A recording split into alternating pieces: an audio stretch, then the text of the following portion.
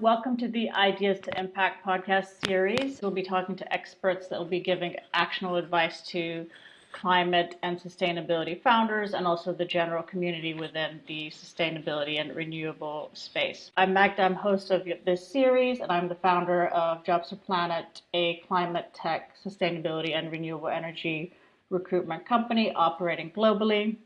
In today's episode, I'm very pleased to say that we'll be speaking to Davey, who will be sharing his insights on the path one can take in renewable energy. Welcome. How are you? I am very well indeed, Magda. Thank you very much for having me join you today. Great to have you. So before we dive in, here is his bio. So Davey is a coaching-centered, commercially driven global inside sales leader for a leading energy and sustainability advisory consultancy. So he has worked in customer success and sales type positions for more than 20 of his 27 years. And he's also an ICF, meaning International Coaching Federation coach, with a specialization in team coaching, and founded the Culture Council. So he currently manages an inside sales team across 3 countries and 2 continents. Impressive background. That's a lot of people to manage in a lot of different territories.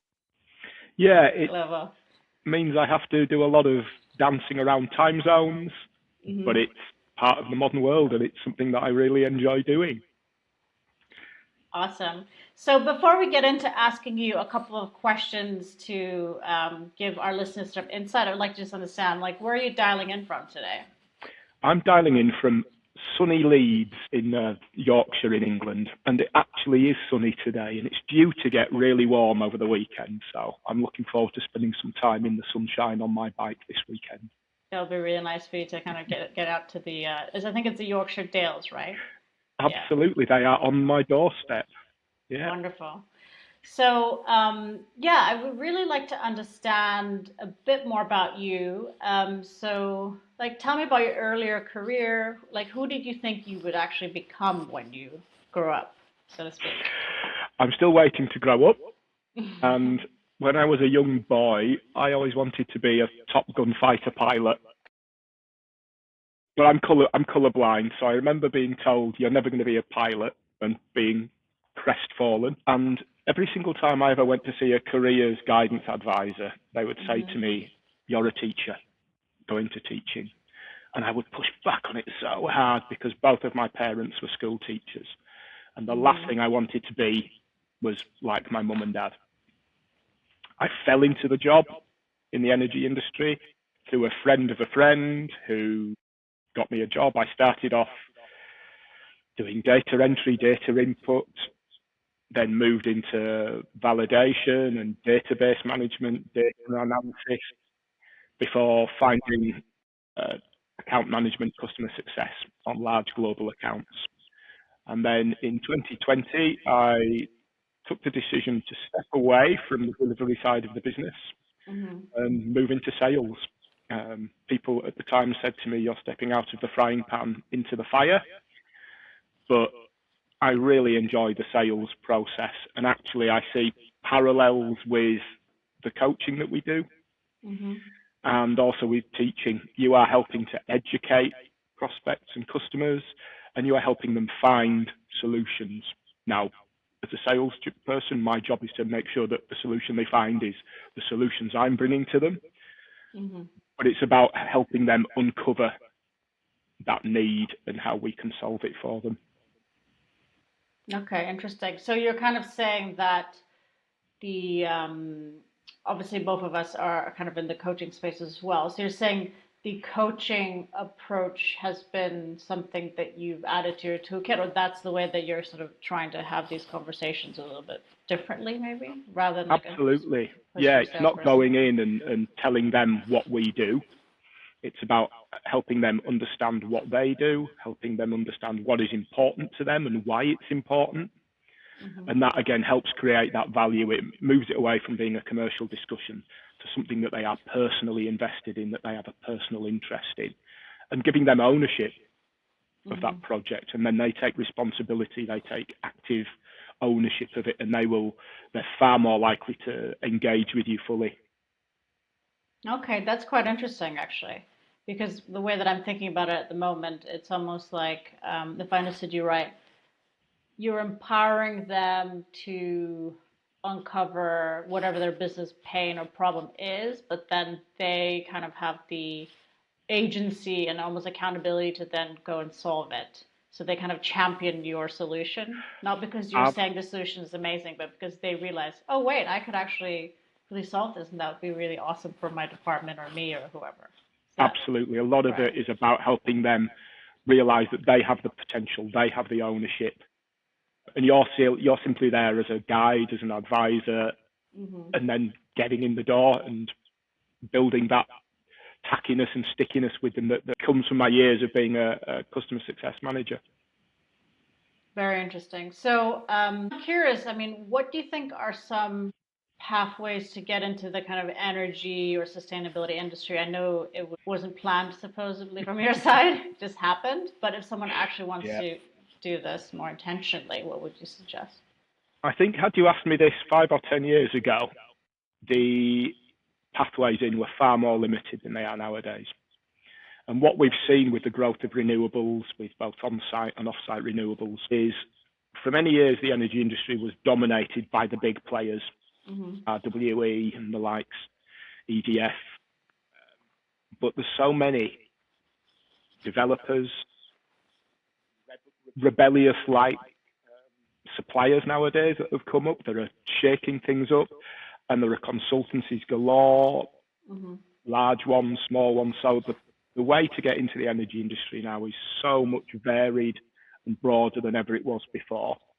And for me, it's something that if you have a passion and a real connection to, it's a great industry to be in because you are making positive change. Absolutely. Very kind of, like you're saying, positive change and impact, which is something that we like to kind of chat a lot on this channel. And is there anything, let's say, unexpected or like a misconception about your industry? Like, do people think you have to be super technical to enter it, or what are some misconceptions? There's a couple of things I've got here. Mm-hmm. And in my long experience of working in the energy industry, I've seen this balancing act effectively, where the traditional utility companies are big, highly regulated, and they can be slow to move. They have the turning circle of an oil tanker. Excuse the mixed metaphor there, but Mm-hmm. there's also the startups, the developers, the advisors, and consultants can be so lean and agile and mobile. And there's almost this clash, this meeting point of needing the size and stature of some of the big existing companies being threatened and challenged by the smaller startups. And that I find is incredibly exciting. And then the other thing that I will shout from the rooftops to anybody who is listening is, and this is my favorite statistic in this whole industry, is over the last 5 years, Mm-hmm. 70% of the top chief sustainability officers in the world are women. Amazing. That is, I didn't it actually know gives me that. such hope, particularly when C-suite roles, the gender bias is totally the other way. Yeah. So there's a real opportunity here. And I also see a different approach. I make a point every year of reaching out to the top 100 CSOs, Chief Sustainability Officers, and I see different responses. A lot of the women will come back and say, all thanks to my team.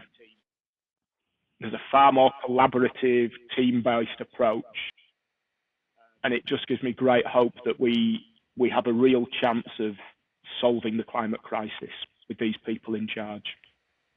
That's super inspiring. I didn't actually know that statistic. Thank you for sharing.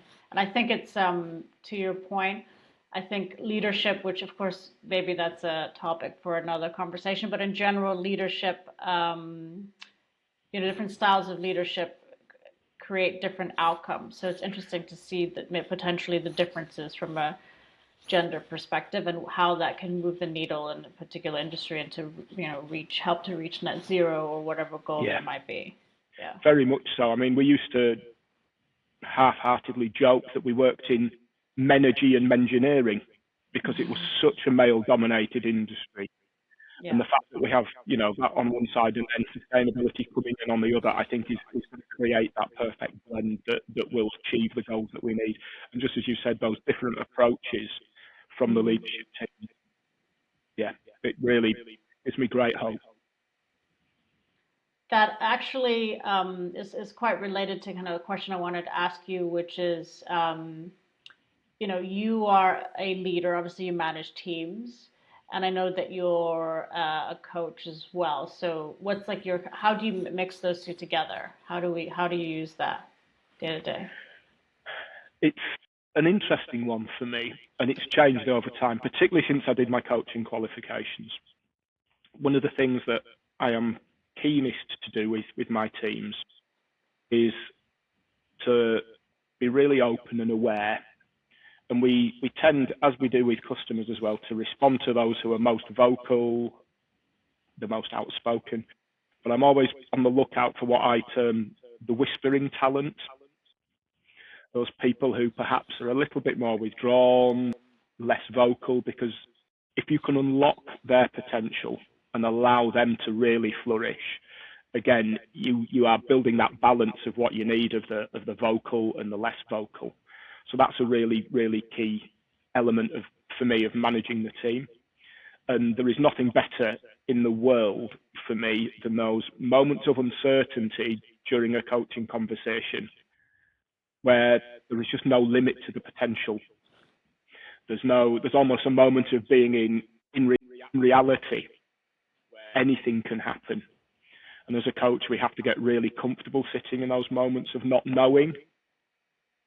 So that's incredibly important. And there's a quote from one of my favourite sporting coaches, which is, as a coach, it is never about you.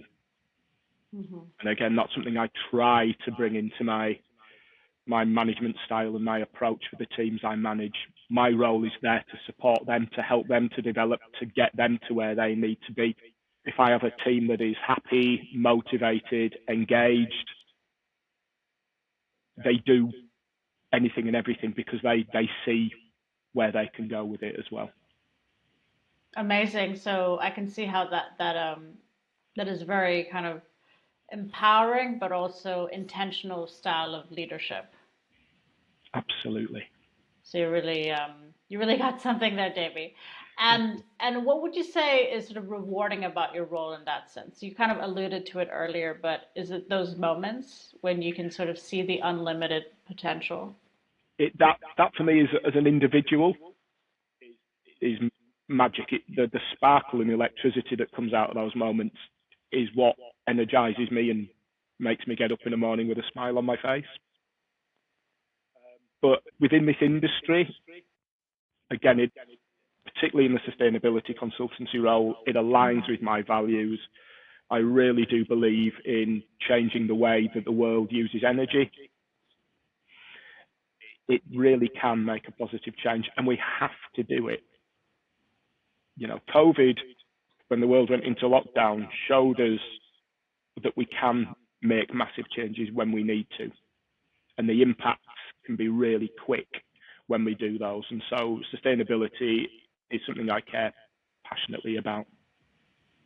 100%. And I think to your point, I think it's also something about coming together, everyone coming together under one unified goal, right? That's absolutely. That collaborative approach, we have to work together. And again, one of the things I see as we work across these large multinationals and global corporations is we need to get stakeholder engagement across so many areas of the business and so many geographic regions that you need people who lead with that collaborative approach. Absolutely. And for those listening who, let's say, are just starting out in their career, maybe they've recently graduated, or they're kind of just entering potentially from a different industry, what do you think is something that they can do to make a big impact, having been in this space for quite a while? For me, one of the most important elements of this is to be authentic, bring your true self to work. It makes a huge difference. If you want to progress in the industry once you're in, I would also suggest broadening your knowledge base. Okay. So we talked about it earlier a little bit about very technical specialist areas, which are great to go down. And some people, that is perfect. They have a focus and they narrow on it. Broadening your ability, your knowledge base will help you no end. Spend time with colleagues in other areas of the business, learn different approaches, demonstrate those in what you do day to day. So try and bring new things in from other areas. And again, if you want to make an impact, I would suggest demonstrating your capabilities beyond your day-to-day role. So if your company has other avenues for expansion, so perhaps a social committee or a sustainability committee, or like I've done in the company I work in, create a culture council, those show the leaders of your business, again, that you have these additional skills, these additional abilities. And then finally, allied to that is, if you get the chance, volunteer outside of work. Give something back to your community. And again, that will show your willingness to go above and beyond and your commitment to your development. Great. Those are the sort of things that I look for in team members. Great. Some really actionable tips there. So to kind of summarize for our listeners, be authentic, bring your authentic self to work, and that's the best way to be. Secondly, take on, let's say, broaden your interests and try different things within your organization. Yeah. For example, like the different committees, like you mentioned, take initiatives, and then outside of work, volunteer to also broaden your understanding and knowledge. Yeah. Great, super valuable and actionable tips, which I love for everyone to hear. And in relation to that, if someone feels like a little bit overwhelmed, this is a lot of advice here. So if someone wanted to take the first step, like what would you tell them? Where do they go? What do they do? Like what's just one first step they could take, which is sort of a low barrier to entry or something with less friction? Yeah. The great thing about the energy industry is you can do anything in it.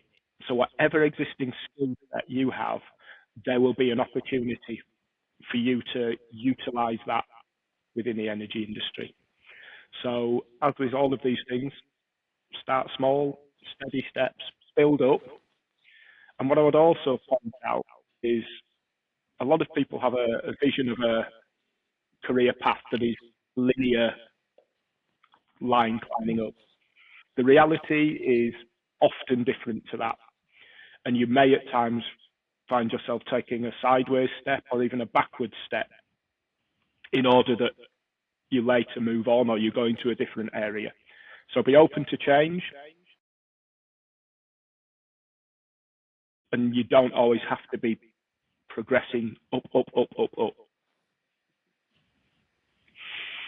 Great, super helpful. I would direct people to a LinkedIn post I put out a while ago, which actually showed a graphical display of my career path. And it's definitely not a linear curve upwards. Oh, thank you. If you could share that with us, we can add it to the kind of notes of this episode, and people can read more. Yeah. That's super helpful. I will do so. Yeah. And actually related to that, so you mentioned that you were more on the customer success side, and then you went into sales. Yeah. So what makes a good CSM in this space, and what makes a good salesperson? You kind of alluded to the sales and problem solving and enablement earlier, but I'm curious about the earlier part of your career. I was quite a sales orientated customer success manager, I have to say anyway. I was always trying to find new ways to do things and change and mix things up. But the key thing that I found as a customer success manager is you are almost two-faced. And I mean this in a positive way, in that to the customers that you are responsible for, you are the face of the company. Right. But you have to then turn and face the other way back into the company and be the face of the customer. So you almost need to do a little dance again of who you are, but remembering who you are in all those conversations. So when you're customer centric, you are doing that, but still with a commercial view of increasing the business that you're working for. And when you are representing the business, you have to, again, understand that from a customer's point of view as well. Right, makes sense. So because it's all to do with net promoter score, customer satisfaction score, retention, like the experience they have, and also, like you say, being the voice of the customer, but also being the voice of the business. You have to be somewhere in between, or having like being blended approach. Yeah, absolutely. Great. Really loved your insights. So we're coming to almost the end of our conversation, but basically at the end of each episode, we like to ask our guests some quick fire questions just to get to know them a little bit better from a different perspective. So firstly, what is your favorite drink? My first thought on this one is Timothy Taylor's, which is a real ale from the town that I was born in. And apparently it is Madonna's favourite beer. Wow, so you and Madonna something in common. Love it. That's it. But actually, technically, it's Yorkshire water. Okay. You cannot beat water from the Yorkshire Dales. It's best water in the world. So Yorkshire water, my favourite drink. Great. And what would be your sort of comfort food, would you say? So I am very fortunate in that I live near a city called Bradford. Bradford has a huge Indian, Pakistani, Bangladeshi population, and it is home to the best curry houses in the world. So comfort food for me would be a chicken pathia. I love a curry. In fact, I'm hungry now. Yeah, sorry to get you hungry, so maybe you'll have it this evening. And are you more on the spicy side or the mild side? Very much on the spicy side. Very much on the spicy side. The hotter the better. The hotter the better. Great. And then in general, like who inspires you, in terms of like a role model, maybe someone in your industry, and why? The person who has been the most important to me in my working career is somebody who unfortunately is no longer with us. He left us far too soon, 2 years ago, a gentleman by the name of Dave Adams. He was my manager for a short period, and the first time that we met, we sat down for 4 hours, and 2 hours into it, he said to me, "I've had enough, let's go for a walk." And we got up, we left the office, and we went for a walk for another 2 hours. And he took me out of the workspace, took my head out of the working environment, and he got to know me, the real me. And I remember my first annual review meeting with him. We drove out into the Yorkshire Dales, we parked our cars, we locked our phones in the cars, and we just went out and talked with no agenda, no formal framework. And by the end of it, we knew both where we wanted to go in the next 2, 5, 10 years. He had a magical gift, and there's not a day goes by where I don't miss him. And I always think of one of his guiding principles was, will it make the boat go faster? Why are we doing this? Will this improve things for us? Will this improve things for the customers? If not, why are we doing it? A hugely inspirational man.